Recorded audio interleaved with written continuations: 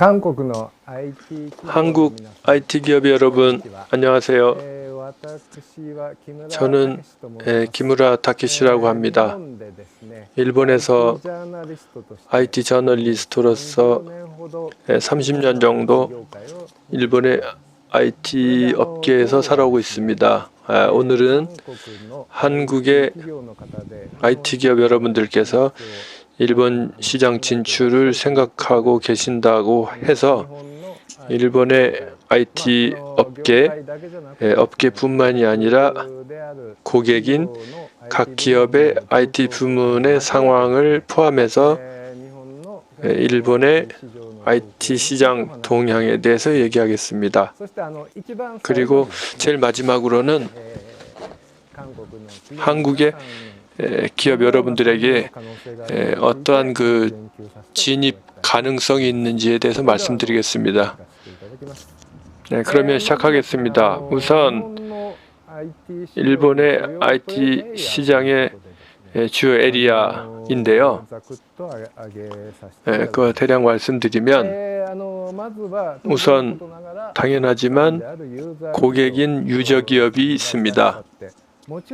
물론 기업이라고 써 있지만 관공서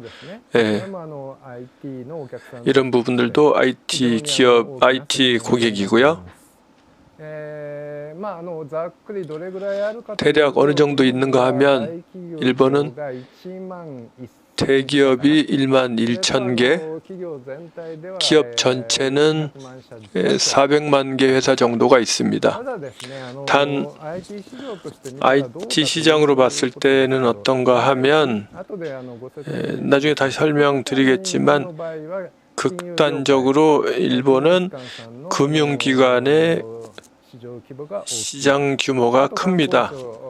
그 다음에 관공서 공익기업을 합치면 아마 대략 예전보다는 시어가 줄었겠지만 일본의 IT 시장 규모의 40% 가까이 아마 될 겁니다. 금융기관과 지자체가요, 관공서하고. IT 업계입니다. 시스템 인티그레이터라고 불리는 회사들이 있습니다.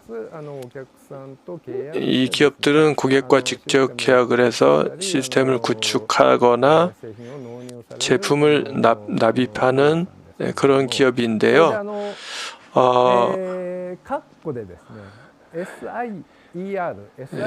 일본에서는 이런 사람들을 SEIR이라고 이렇게 써 있습니다. SEIR이라고 하는데요.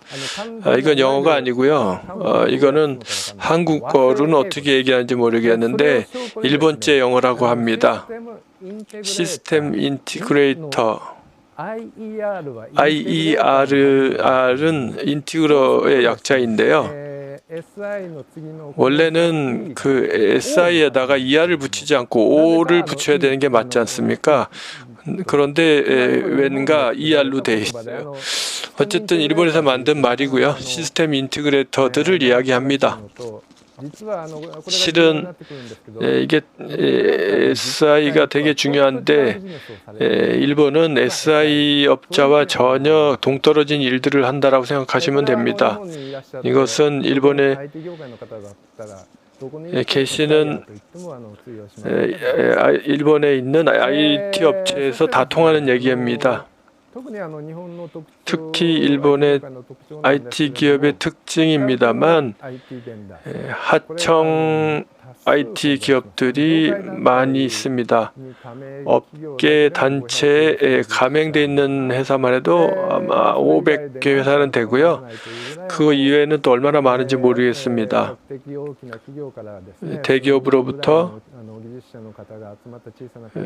대기업으로부터 뭐 수십 명 정도의 작은 IT 업체까지 많이 있고요.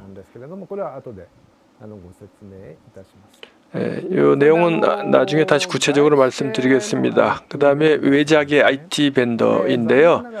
유감스럽게도 한국 기업은 염종순 대표 이 코퍼레이션밖에 저는 잘 모르겠습니다. 그렇게 일본에서 활약하고 있는 한국의 SI 업체는 없습니다. 메인은 한국에서도 커다란 존재일 IBM, 마이크로소프트, 오라클 그러한 대기업이 일본에서 활약하고 있습니다. 또한 인도의 타타 컨설팅이라든지 인도의 IT 기업, 그 다음에 베트남의 IT 기업들도 소수이지만 일본 시장에 참여하고 있습니다. 그들은 미국 혹은 뭐 SAP라든지 그런 패키지를 판매하는 데 있어서 일본의 IT 벤더와 함께 비즈니스를 하는 것이죠. 또한 IT 벤처 기업이 일본에서도 수개 회사, 몇 개 회사 정도가 적극적으로 활약을 하게 되어 있습니다. 나중에 설명드리겠지만 일본인으로서는 상당히 좋은 거라고 생각합니다. 여간에서 지금까지는 크라우드를 활용해서 비즈니스를 하는 벤처가 성장할 수 없었는데 이거는 지금부터 설명하겠지만 지금도 계속되고 있는 IT 산업 구조의 문제라고 생각합니다. 그래서요. 유저기업, 관공서를 포함해서 이 유저기업에 대해서 말씀드리겠습니다. 고객의 IT 투자에 관한 생각, 실제적으로 어떤 것들을 하는지 그런 것들을 이해하시는 것이 일본 시장을 이해하는 것이라고 생각하니까 이건 되게 중요한 이야기입니다.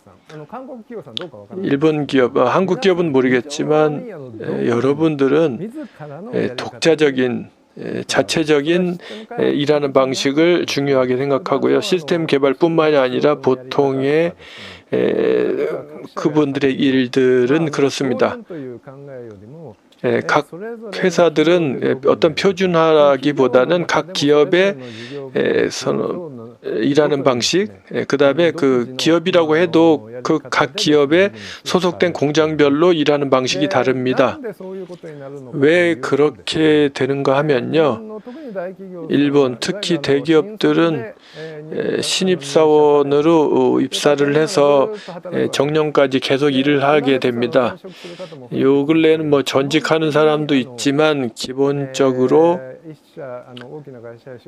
큰 회사 한 군데에 취직하면 60세까지 정년 때까지 일하게 되죠. 그 뒤에 연공 서열 시스템이 있어서 오래 있으면 있을수록 급여도 올라가고 쭉 있을 수 있습니다. 외부를 모르는 것이죠. 큰 회사들은 최근까지도 중도 채용, 경력사원 채용은 한 명도 없었다고 합니다. 일본의 가스회사 이야기인데요. 그런 식으로 외부를 전혀 모르는 사람들의 집단이기 때문에 자기들의 일하는 방식밖에는 모르고 그러면 패키지 소프트웨어를 도입해도 그거를 제대로 사용할 수 없다라는 그런 반응이 나오는 것이죠. 예전에 일본의 그 모노스쿨이라는 것은 한국의 여러분들도 잘 알겠지만 개선 활동이 가장 중요합니다. 그게 일본의 그 제조업을 지켜온 것이긴 하죠. 여러분들 아까도 말씀드렸지만 공장별로 여러 가지 창의적으로 뭔가 바꿔 개선해 나갔던 것이죠.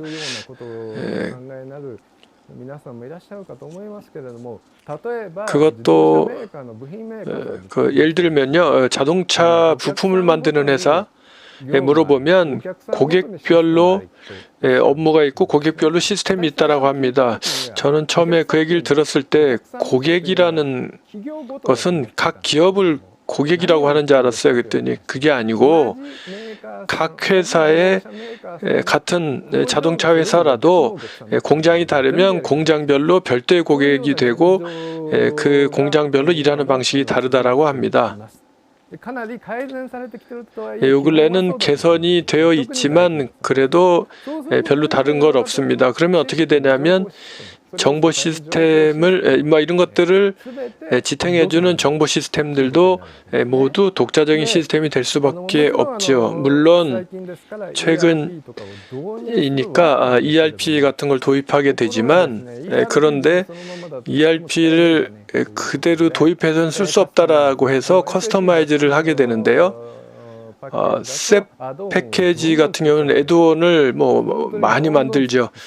애드온을 어마어마하게 만들어서 어마어마하게 어느 정도냐면 셉 ERP를 도입했는데 낮에는 회사가 영업할 때는 이 셉 ERP는 사용하지 않는다고 합니다. 매일 아침 배치로 그 ERP의 데이터베이스로부터 애드온 소프트웨어가 그 데이터를 끌고 내려와서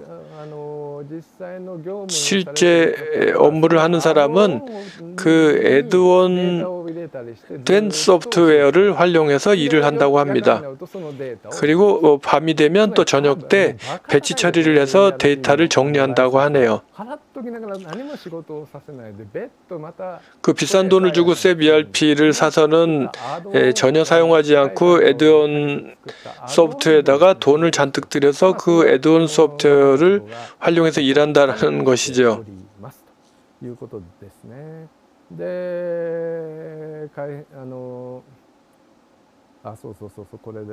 이거 참 IT 부문, 각 기업의 IT 부문들이 독자적인 시스템을 만들면 각자 힘이 있을 거라고 생각하기 쉬울 텐데요.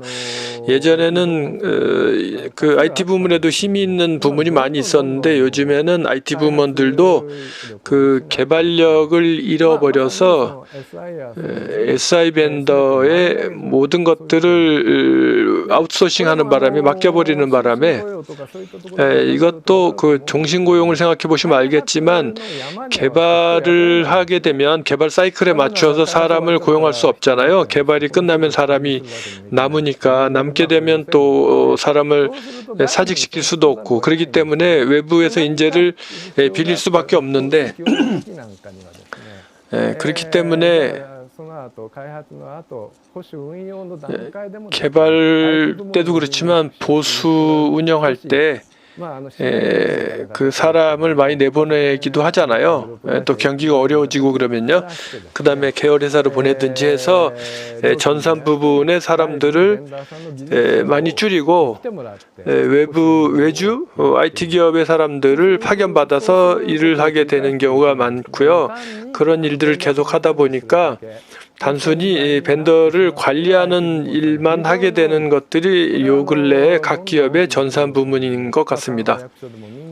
이것은 뭐 기업뿐만이 아니라 관공서도 마찬가지입니다. 또 얘기도 길어졌지만 더 말씀드리면 아까 말씀드린 것처럼 개선 창의 이런 것들은 시스템에 반영하지 않으면 안 되는데 지금 독자적으로 만든 시스템 혹은 애드온으로 만든 시스템은 매일같이 그 개선을 하기 때문에 보수 작업이 발생하는데 이런 것들을 전부 외부 기업에 맡깁니다.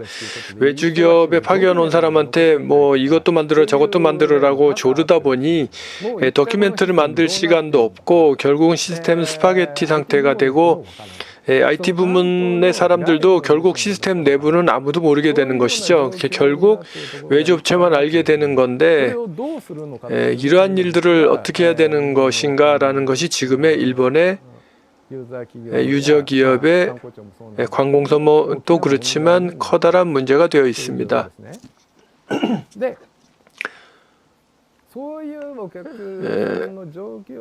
그런 그 고객의 상황에 따라서 일본의 IT 기업은 상당히 특별한 한국에서 어떻게 얘기하는지 모르겠는데 제가 보기에는 그 갈라파고스 상태라고 합니다. 독자적으로 진화해서 상용성이 없는 것이죠. 독자적인 그런 업계가 되어버렸습니다. 라고 말하는 것은 여러분들 어떻게 생각할지 모르겠는데 이런 컴퓨터 메이커, 하드웨어 메이커가 있어서 패키지 소프트웨어를 만드는 회사가 있어서 지금은 뭐 클라우드 이런 상품을 팔아서 이거 상품을 써달라고 얘기하는 그런 비즈니스가 보통 일반적인 거라고 생각하지만 일본은 그 패키지 벤더나 클라우드 벤더, 외자계 그런 회사들이 활약을 하지만 일본식으로 어떤 뭐 제로 베이스로 패키지를 만들든 뭐하든 일본 기업의 일하는 방식에 맞추어서 시스템을 커스터마이즈 해주는 그런 비즈니스를 하는 것이죠. 그러면 고객이 원하는 대로 시스템을 만든 것으로 비즈니스를 하고 있기 때문에 맨먼스 비즈니스의 그 쉐어가 높은 것입니다. 각각 안건별로 필요한 사람이 필요하고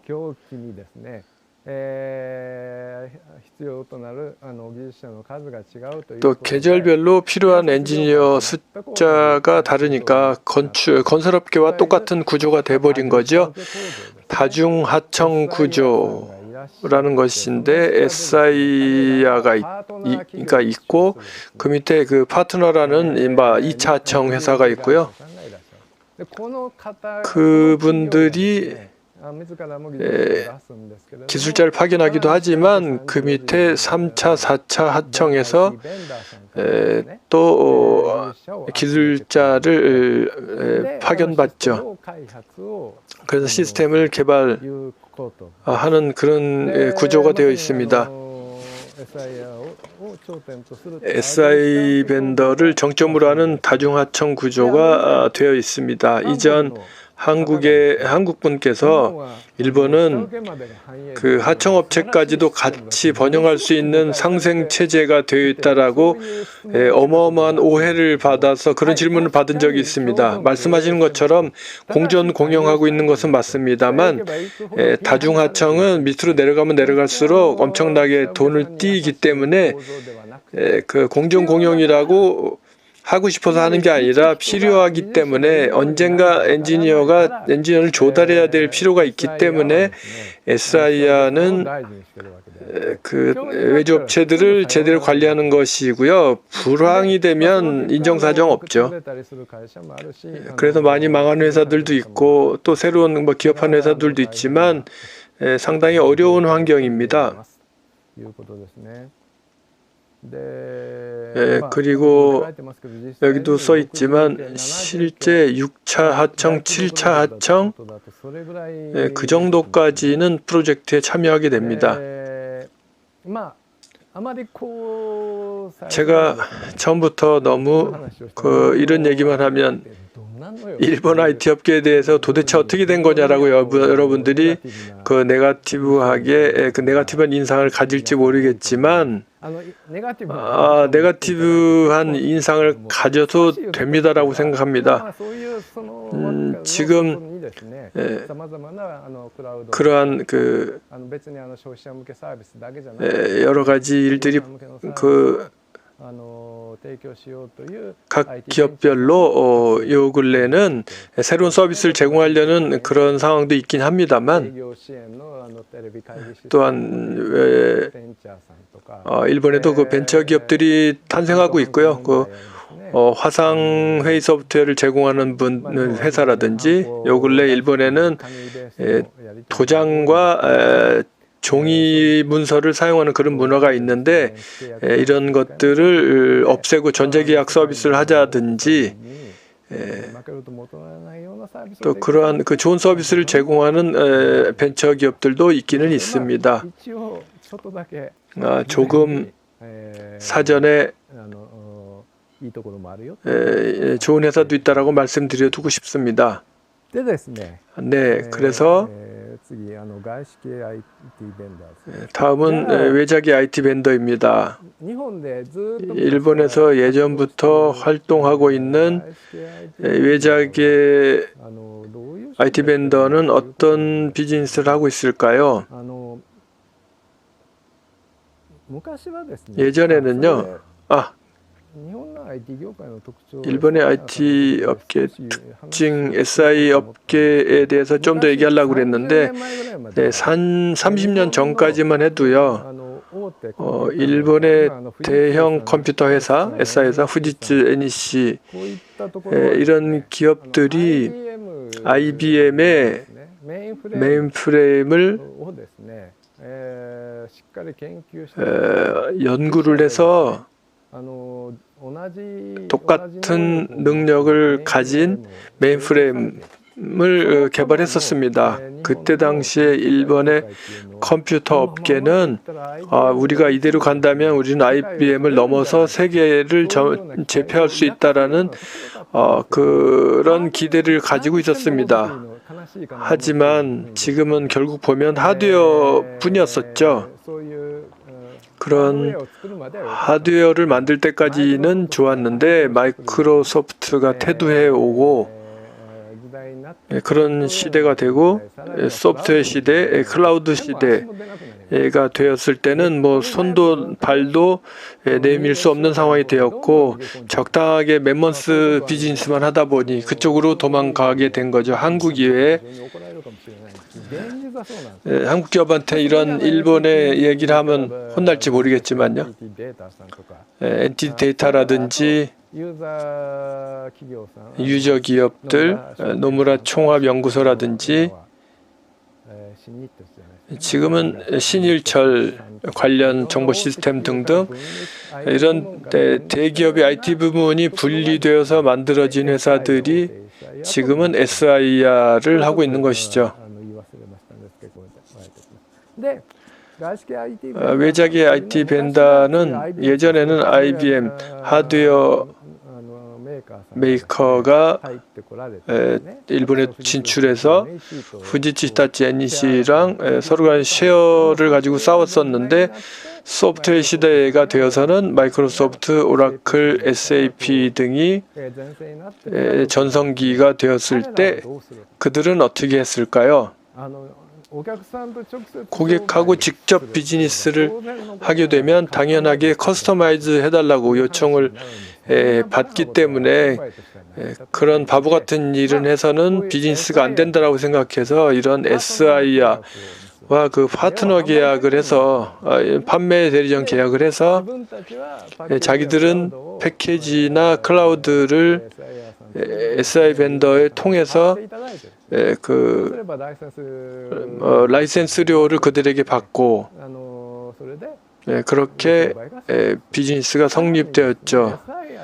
또한 SIA는 그 패키지를 이용해서 커스터마이즈를 하는 맨먼스 비즈니스가 있기 때문에 확실하게 분명히 얘기하면 그 표준 기능만 갖고도 충분하다라고 생각이 들지만 결과적으로 보면 요금이 커스터마이즈도 하니까 이중으로 든다는 생각이 들고 이 비싼 돈을 들여서 시스템을 만들어서 고객에게 납품을 하게 되는 것이죠. 이렇게 되면 구미계의 그 패키지 벤더도 좋은 거고 SI 벤더도 좋은 거겠죠.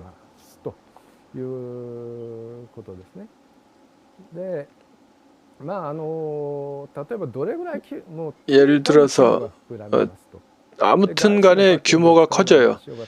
외국 기업 패키지를 쓰건 말건 예를 들면 그 메가뱅크의 이야기를 한다면 아마도 한국의 금융기관, 동일한 금융기관이 있다면 한국과 일본을 비교해 보면 일본의 금융기관이 한국의 금융기관보다 한 10배 정도의 비용을 지불하고 있을 거라고 생각합니다. 어마어마하게 비싼 돈을 지불하고 시스템을 만들게 되는 것이죠. 처음에 말씀드린 것처럼 금융기관들도 그러한 고객으로서의 그 쉐어가 큰 이유는 거기에 있는 것입니다. 그래서 많은 IT 벤더, SI야 하청업체들, 그 다음에 외작의 IT 벤더들이 해피한 비즈니스를 하는 구조가 되어 있습니다. 하지만 예전부터 그 신흥 IT 벤더도 몇 개 회사가 있지만 큰 일은 할 수가 없습니다. 그래서 예를 들면 어떤 이것도 15년 전 정도 얘기입니다만 어떤 벤처 기업이 관공서의 시스템 개발에 당연하게도 SI 벤더가 그 계약을 했을 텐데 거기에 투입돼서 일을 한 적이 있습니다. 왜냐하면 관공서가 IT 벤처를 육성하겠다고 SI 벤더에 요청을 해서 그렇게 참여하게 됐다고 합니다. 그런데 이 IT 벤처 사람들이 현장에 가서 보니까 너무 비효율적이었고 어마어마한 사람들이 앉아 있어서 왜 이렇게 비용을 많이 들이는지 모르겠다. 본인들은 그런 비효율을 없애는 툴을 개발한 회사였기 때문에 이런 툴을 사용해서 그 멤버 수를 줄이자, 비용을 줄이자라고 얘기했다가 혼났다고 합니다. 관공서로부터는 이미 예산이 정해졌는데 그걸 깎자고 어떻게 하자는 것이냐라고 혼나고, SI 업체로부터는 우리들 일을 방해한다라고 또 혼났다라고 합니다. 그래서 그 프로젝트에서 손을 떼었다고 하네요. 이러한 그런 업계인 것이죠. 아까 말씀드린 것처럼 이제 요 근래에는 그런 제대로 된 벤처들도 활동할 수 있는 찬스가 왔다라고 생각합니다. 그래서 이거는 어떤지 모르겠네요. 한국 기업들은 어떻습니까? IT 대기업들이 직접 벤처 기업으로부터 혹은 어떤 기술이 있더라도 직접 거래를 안 했다라고 합니다. 왜냐하면 대형 SI 업체가 중소벤처 기업하고 거래를 하면 관리를 해야 되잖아요. 한국에도 있을지 모르겠는데 어느 동네 굴러다니던 개폭다구인지도 모른다는 말처럼 그 대기업에서 중소벤처기업하고 계약을 했다가 혹시 그 기업이 망하거나 하면 책임을 져야 되기 때문에 가급적이면 직접 계약을 안 하려고 합니다. 특히 IT 업체는 더 심하거든요. 그러면 어떻게 되느냐 하면 IT 업체하고 직접 계약을 하려 여러분들이 솔루션을 들고 가면 우리들은 너무 그 규모가 안 맞으니까 우리 하청업체에 가보라라고 얘기를 하는 경우가 많이 있을 겁니다. 또한 그렇다고 해서 일반 유저기업에 유저기업에 들고 가서 제안을 하면 일반적으로는 좋다라고 보겠지만 그 유저기업의 전산 부문에 들고 가면 그 전산 부문에서는 싫어하는 것이죠. 이런 식으로 결국 IT 대기업에다 소개를 해도요 마찬가지 일이 벌어진다는 것이죠.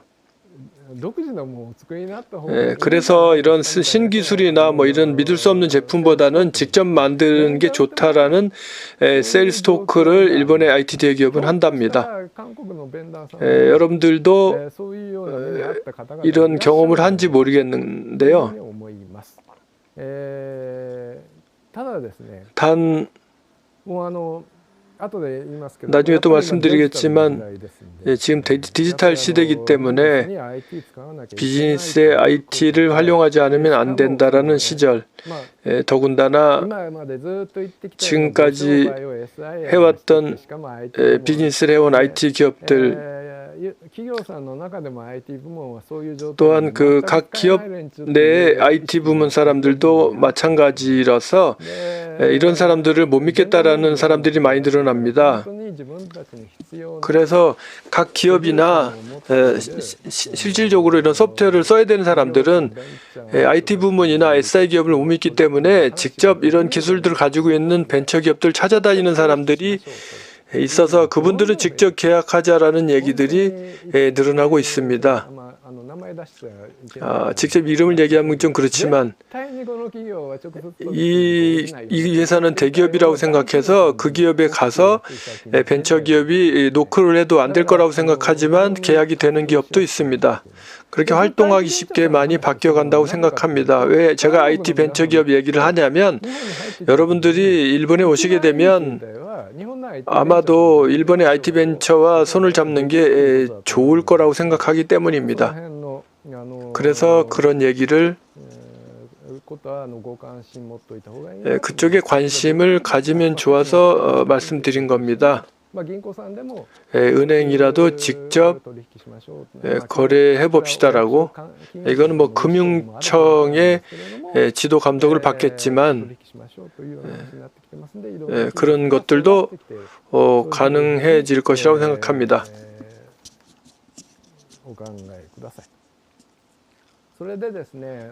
또한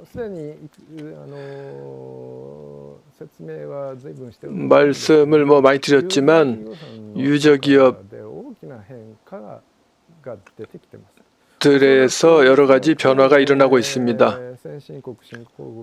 선진국, 신흥국 포함해서 제일 보수적이라고 할 수 있는 성공 체험, 제조업의 성공 체험이 강한 이런 나라가 어마어마한 그 보수적인 일본의 대기업도 요 근래 들어서 야 이거 위험하다 라고 생각하게 되었습니다. 왜냐하면 디지털 혁명입니다. 겨우 이제까지 예전부터 IT 혁명, 뭔 혁명 얘기를 했었지만 지금이야말로 위험하다. 산업혁명에 필적하는 디지털 혁명이 지금 일어나고 있다는 컨센서스가 되어 있습니다. 일본이 제조업 천국으로서 대국으로서 비약한 것은 사무라이 시대가 끝나고 명치 유신 때 부국강병을 하기 위해서 구미 열강은 산업혁명을 성공시켜서 비약적으로 발전했습니다. 그 산업혁명 제조업의 그런 것들을 일본으로 수입하자라고 해서 배운 것이고요. 그래서 일본이 물론 전쟁이라는 비국도 있었지만 제조업 대국으로서 발전해 왔는데 거기서부터 1995년 인터넷이 보급된 이후 지금이 디지털 혁명이 아니고 그때부터 산업혁명에서부터 쭉 디지털 혁명이 일어났던 것이고요. 거기에 일본 기업은 대응하지 않았고 그런데 IT 같은 것은 그 버블이다. 인터넷 같은 것은 완전히 허업이다.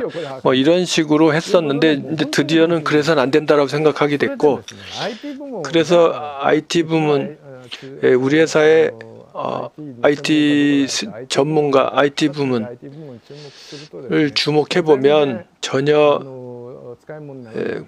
능력이 없어서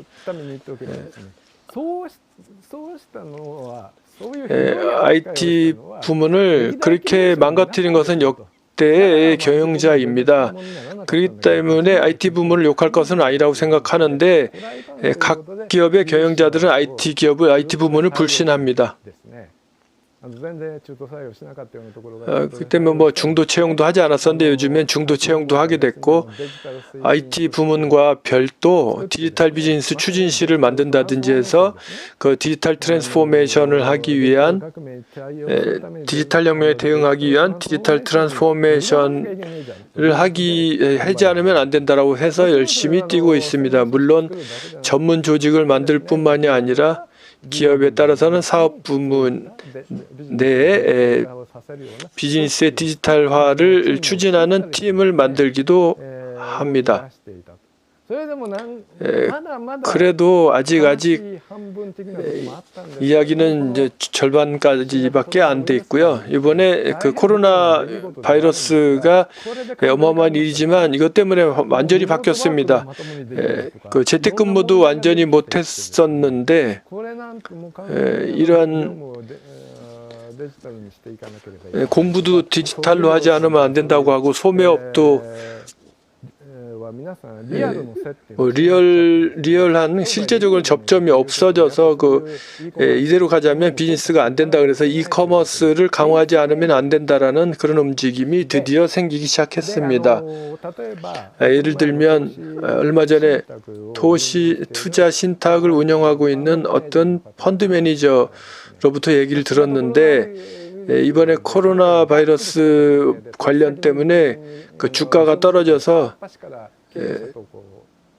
자기들이 투자한 회사의 경영자들하고 면담을 했대요. 그랬는데 50개 회사 정도의 경영자가 디지털 트랜스포메이션을 열렬하게 주장했다고 합니다. 절대적으로 자기들은 하겠다라고 막 그런 그 얘기 들어보면 상대방이 투자가니까 립 서비스를 했을지도 모르겠지만 요 근래에는 그런 인식이 많이 바뀌었다라고 생각합니다.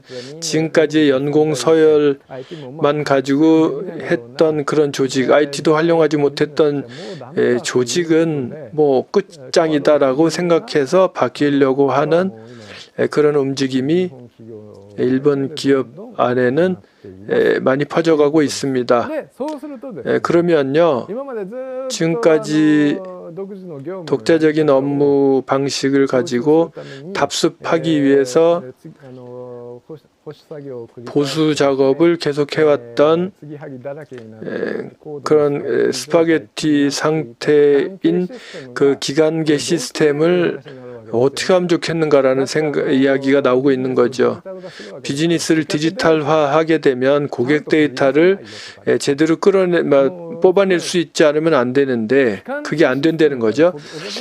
기간계 시스템, 고객 데이터를 제대로 뽑아내는 그거부터 그런 걸 하려 그러면 보통 그 보수 작업 커스터마이즈를 하기 위해서 뭐 두세 달 걸린다는 말이 안 되잖아요. 그래서 기간계 시스템을 어떻게 해야 되는 것이 화두이고요.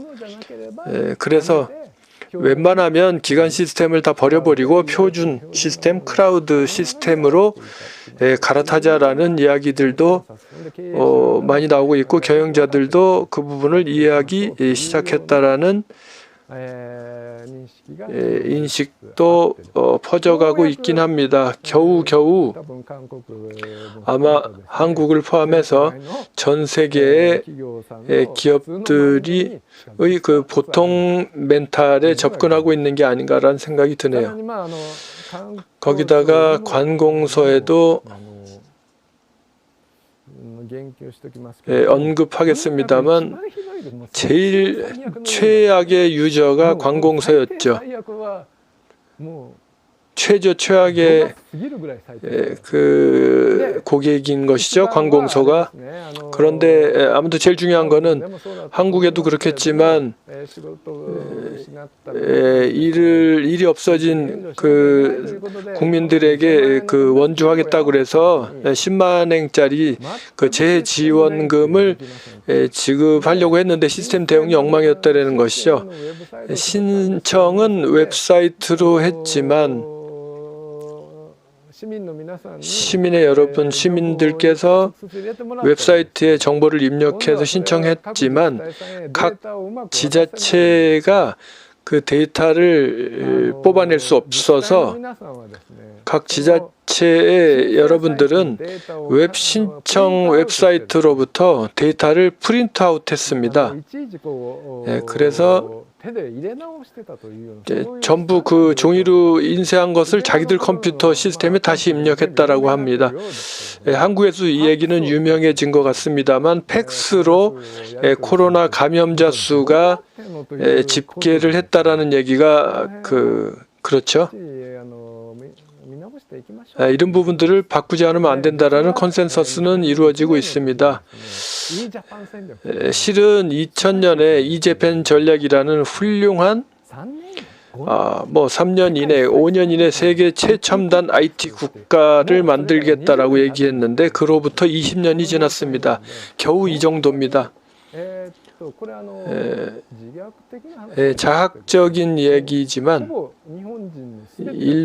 모든 일본인들이 일본은 IT 후진국이라는 것을 이번에 깊이 인식했을 거라고 생각했습니다.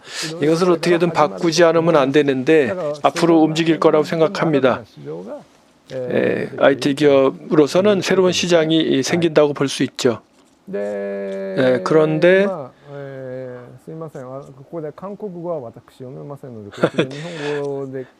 여러분들한테 발표하는 자료는 파워포인트가 한국말이라 제가 좀 헷갈립니다. 제가 그래서 원고를 보고 합니다. 이해해 주세요. 중요한 것은 이런 그 IT 산업 구조, 한국 기업을 포함해서 이렇게 들어오셔서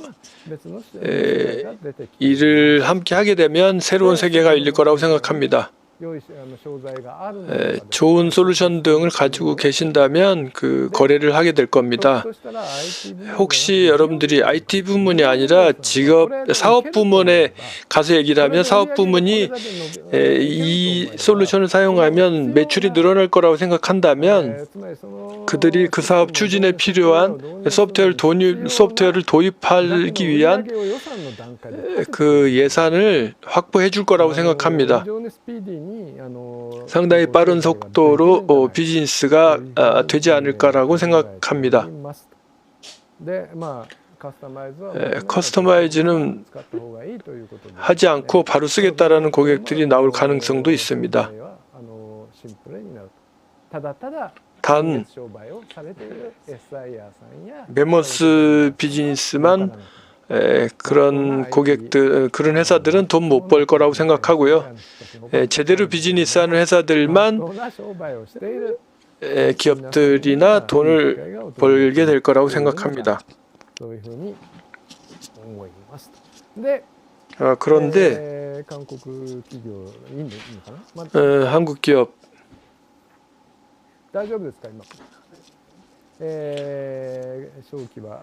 한국 기업에 비즈니스 찬스가 있을 것인가에 대해서 얘기해 보겠습니다. 처음엔 나쁜 얘기만 하고 마지막에 좋은 얘기를 했기 때문에 일본은 바뀌고 있는가라고 기대했을지 모르겠지만 최첨단 부분은 바뀌어 있지만 바뀐 부분은 아주 일부고요. 테바는 예전 같은 방식입니다. 앞으로 바뀌겠지만요. 모든 일본 고객이 좋은 방향으로 바뀔 것이냐라고 생각하면 그건 아닐 거예요. 그렇게 기대했다가는 상처받을 수 있겠습니다. 그 부분은 주의하시는 게 좋을 것 같고요. 또 하나는 유감스럽게도 한국 기업들은 아무런 브랜드력이 없습니다.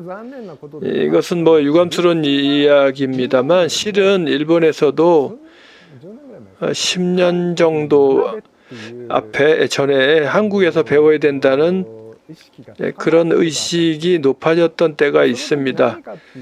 그때 무슨 일이 있었냐면 일본이 가전왕국이라고 했던 일본이 다 망했고 또 삼성이 글로벌에서 활약을 하고 일본의 가전 메이커 반도체를 포함해서 사람들을 추월해서 성공했을 때 왜 한국은 자동차 산업도 마찬가지입니다만 일본을 지탱해온 가전 산업이 삼성에 완패한 이유는 무엇인가? 이걸 연구해야 된다. 한국 기업으로부터 배우지 않으면 안 된다라고 하는 그런 붐이 있었습니다.만 그냥 그대로 갔으면 선진적인 한국 기업들의 그 IT 툴이나 IT 벤더를 이용하자라는 이야기가 되었겠지만 유감스럽게도 여러분들이 잘 아시는 것처럼 한국과 일본의 그 정치 상황이 나빠져서 그런 가운데 한국에서 배워야 된다는 풍조는 없어져 버렸던 것이죠. 유감스럽게도 예전에 상황으로 돌아가 버렸습니다. 그렇기 때문에 단 정치 상황은 나쁘지만 일반적인 그 비즈니스 퍼슨은 한국 기업에 대해서 편견은 갖고 있지 않습니다. 다만 그런 정보가 들어오지 않기 때문에 한국의 IT 산업이 어떤지 모르기 때문에 이런 일이 벌어지고 있습니다. 약간 삼성 유명하긴 하고요. 아무래도 여하튼 한국의 전자정부 시스템 이게 선진적이라는 인상은 남아 있습니다. 그런데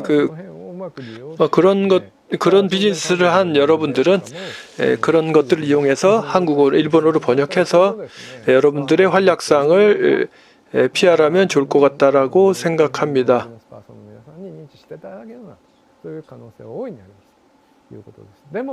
하지만 마케팅을 안 하고 선전을 안 하고 뭐가 될 거라고 생각하면 안 되고요.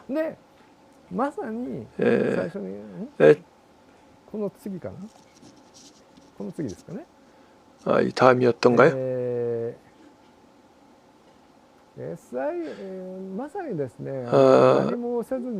SI 아무것도 안 하고 뭔가 되지는 않을 거고요.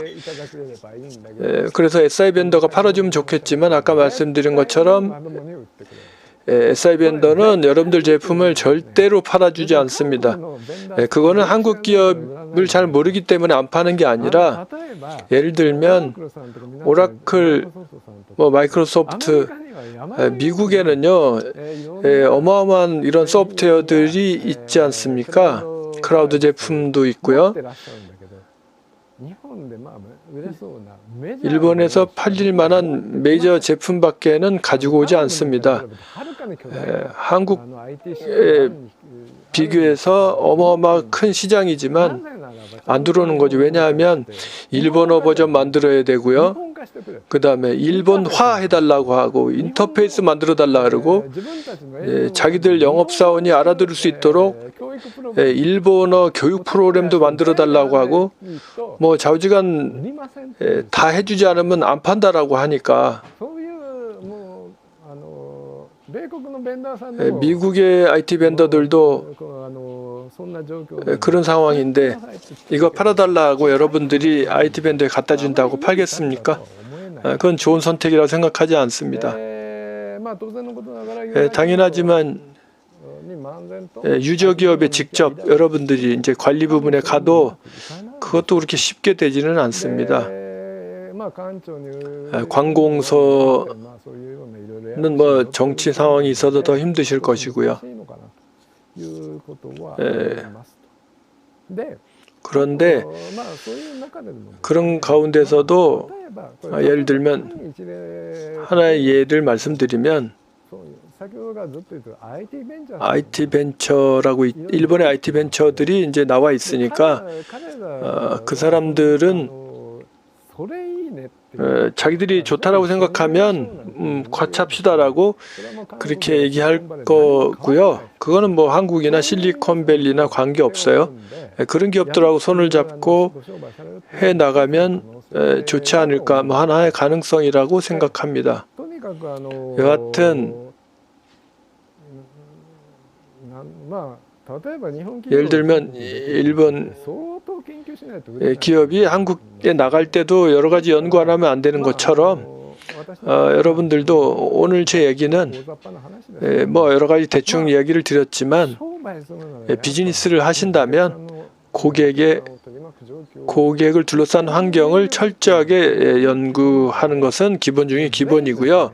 부디 반드시 연구해서 예를 들면 제가 소속되어 있는 니케 컴퓨터의 잡지를 보신다든지 저희 모 회사인 니케 신문의 기사를 보든지 여기 오늘 녹화해 주시는 이코퍼레이션의 염종순 사장도 하고 계시니까 이런 곳으로부터 정보를 많이 수집하셔서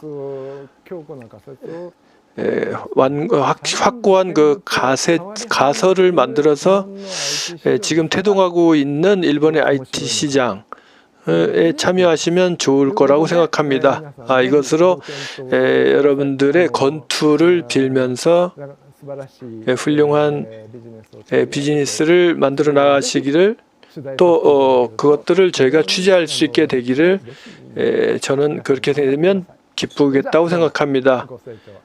감사합니다.